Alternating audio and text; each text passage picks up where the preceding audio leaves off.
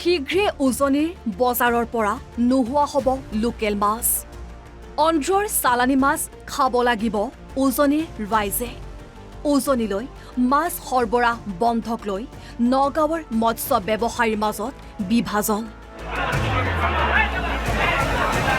উজনি অসমত মিয়া হাতাও অভিযানৰ পাছতে সংখ্যালঘু লোকক নিপীড়নৰ অভিযোগত উজনি অসমলৈ মাছ নপঠোৱাৰ ঘোষণা কৰিছিল নগাঁৱৰ একাংশ মৎস্য ব্যৱসায়ীয়ে।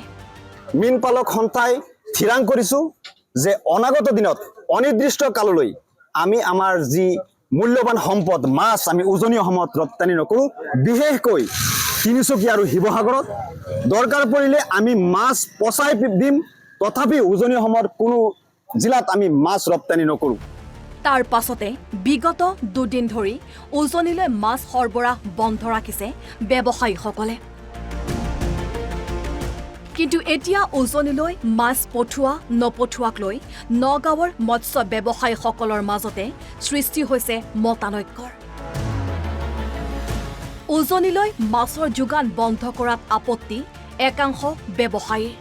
দুখীয়া মৎস্য ব্যৱসায়ীৰ অৱস্থা প্ৰতি লক্ষ্য ৰাখি সৰবৰাহ কৰাৰ আহ্বান। আমি শুনা মতে মানে জুৰিয়া ছাইডৰ নে কোনোবা ছাইডৰ লোকেল মাছৰ কোনোবা হেৰিয়ে মানে এই আপোনাৰ তিনিচুকীয়া আৰু হেৰিলৈ যোৰহাটলৈ মাছ মানে নপঠাওঁ বুলি কৈছে। এইটো এটা বেয়া কথা ব্যৱসায় কৰে হেৰি। এতিয়া এজনৰ বক্তব্যৰ কাৰণে এতিয়া গোটেই মানুহখিনিৰ অশান্তি এটা পৰিৱেশৰ সৃষ্টি হৈ আছে। এতিয়া আমি ৰিকুৱেষ্ট কৰিছোঁ যোনে এনেকুৱা বক্তব্য দিছে তেওঁ ক্ষমা খুজি লওক, ক্ষমা খুজি বস্তুটো শুধৰাই লওক। সেইটোৱে আমাৰ হেৰি ৰিকুৱেষ্ট থাকিব। আনহাতে মাছ বিক্ৰীক লৈ নগাঁৱৰ বৰবজাৰত আজি অপ্ৰীতিকৰ পৰিস্থিতিৰ সৃষ্টি হয়। এটা বিশেষ সম্প্ৰদায়ৰ লোকক মাছ বিক্ৰী কৰাত বাধা দিয়ে বীৰ লাচিত সেনাৰ সদস্যসকলে। তেওঁলোকে উভতাই পঠিয়াই বজাৰলৈ বিক্ৰীৰ বাবে অনা মাছ।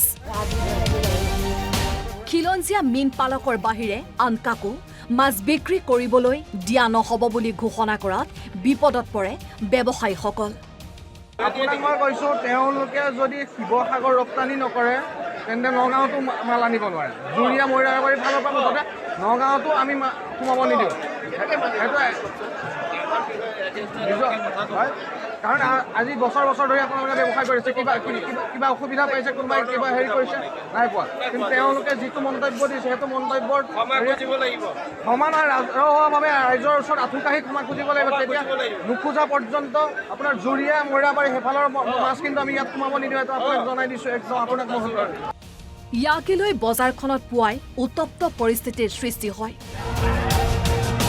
পাছত আৰক্ষীয়ে লাচিত সেনাৰ সদস্য বিতুপন শইকীয়া আৰু দৰ্পণ বৰাক আটক কৰে।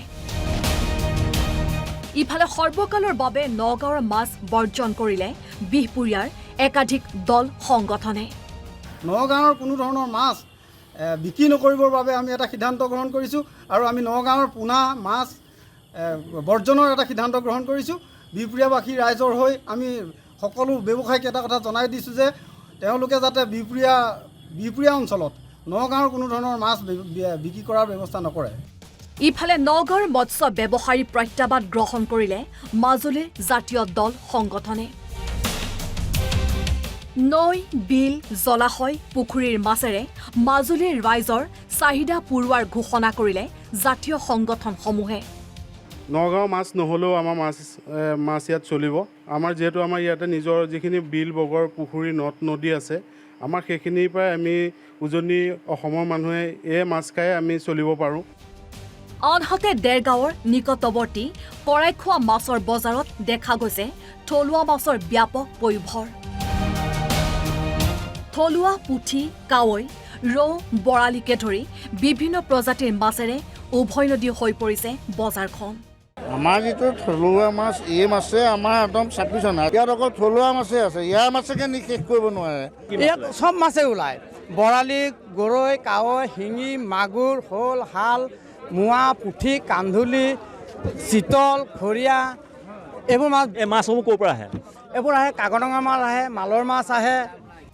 সম্প্ৰতি লোকেল মাছ থাকিলেও মৎস্য উৎপাদনত স্বাৱলম্বী নহয় উজনি অসম।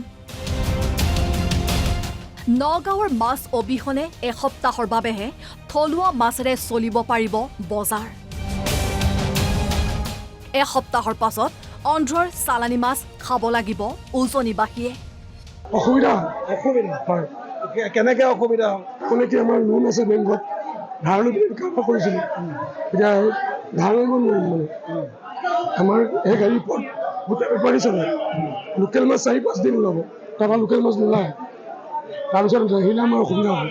এতিয়াতো ওলাইছে লোকেল মাছ, এসপ্তাহ 10 দিন ওলাব, তাৰমানে এতিয়া অন্ধ্ৰপ্ৰদেশৰ মাছ নাহে, অন্ধ্ৰপ্ৰদেশৰ মাছটো গেলা মাছ আহে, মাছটো এইটো বৰফৰ মাছ, এইটো জিন্দা মাছ আহে।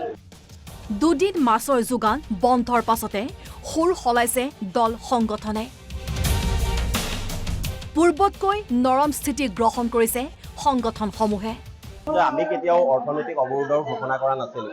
আমাৰ যুঁজখন আছিলে খিলঞ্জীয়া আৰু অখিলঞ্জীয়াৰ মাজৰ যুঁজ। নিজাববীয়াকৈ নগাঁৱৰ মৎস্য ব্যৱসায়ী সন্থাই আচলতে এই যুঁজখনৰ আৰম্ভণি কৰিছিল। তেওঁলোকে প্ৰত্যাহ্বান জনাইছিলে যে উজনি অসমৰ লগতে শিৱসাগৰৰ মাছ নপঠিয়াই। তেনেধৰণৰ দম্ভালি যেতিয়া আমাৰ খিলঞ্জীয়াৰ ওপৰত পৰিব, তেনে দম্ভালিক আমি কোনো কাৰণতে সহ্য নকৰোঁ। তাৰ ফলশ্ৰুতিত আচলতে উজনি অসমলৈ তেওঁলোকে মাছ সৰবৰাহ বন্ধ কৰিছিলে আৰু সেই প্ৰত্যাহ্বান গ্ৰহণ কৰিছিলোঁ। কিন্তু এতিয়া যিহেতু যথেষ্ট অসুবিধাৰ সন্মুখীন হৈছে, সাধাৰণ মানুহ যিহেতু অসুবিধাৰ সন্মুখীন হৈছে, গতিকে এই প্ৰত্যাহ্বান তেখেতলোকে জনাইছিলে, প্ৰত্যাহ্বান আমি গ্ৰহণ কৰিছোঁ। গতিকে অসুবিধা আমাৰ নাই হোৱা, অসুবিধা তেখেতলোকৰ হৈছে। গতিকে ৰাইজক উপকৃত হোৱাকৈ যদি তেখেতলোকে কিবা ব্যৱস্থা লয়, তাত আমাৰ ক'বলগীয়া কথা নাই। অৱশ্যে দল সংগঠনে বাধা দিয়া স্বত্তেও নগণ্য সংখ্যক মাছৰ গাড়ী উজনিলৈ গৈ আছে। News x report, NB news.